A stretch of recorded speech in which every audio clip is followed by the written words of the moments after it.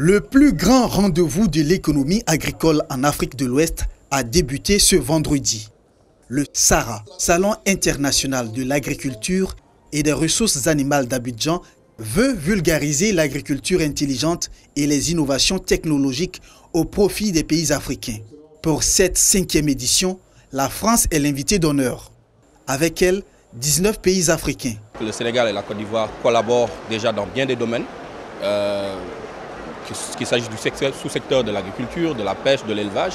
Nous avons déjà des cadres de collaboration qu'il faut maintenant peut-être renforcer afin d'arriver ensemble, vu que nous sommes dans une dynamique communautaire maintenant, à l'atteinte des objectifs assignés en termes de production. Après la cérémonie d'ouverture, la délégation officielle a visité quelques stands, dont celui de la Promac, Association des professionnels de caoutchouc naturel de Côte d'Ivoire.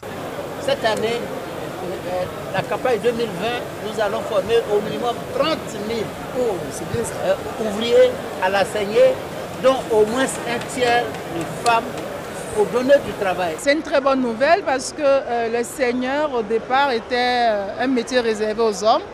Donc savoir que nous aurons des femmes qui pourront saigner les VA ne peut que nous réjouir et nous encourageons la Promac à continuer et nous allons suivre de très près ce projet. Plateforme de rencontre de nouveaux partenaires d'affaires, le SARA est une aubaine pour les opérateurs économiques ivoiriens. François Assovier valorise un fruit bien connu des Ivoiriens, l'amandier des tropiques ou encore cocoman. L'avantage de la culture de l'amandier des tropiques, c'est qu'il donne un revenu aux producteurs et il règle un problème sur le couvert végétal. Lutte contre l'avancée du désert, le fléau du réchauffement climatique et il assure une productivité durable parce que l'arbre a une durée de vie de plus de 150 ans. À partir du fruit, nous avons sorti plus de 16 produits. La noix même que le paysan récolte, il peut au moins vendre 3 fois dans l'année.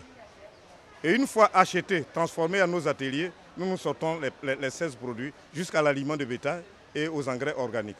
Présents à ce rendez-vous, les planteurs de café cacao souhaitent une amélioration de leurs conditions de vie. Nous souhaiterons que le gouvernement puisse aider les producteurs de café cacao au reboisement, surtout de leurs différentes plantations qui sont vieillissantes. Le SARA 2019 fermera ses portes le dimanche 1er décembre prochain. Plus de 300 000 visiteurs y sont attendus.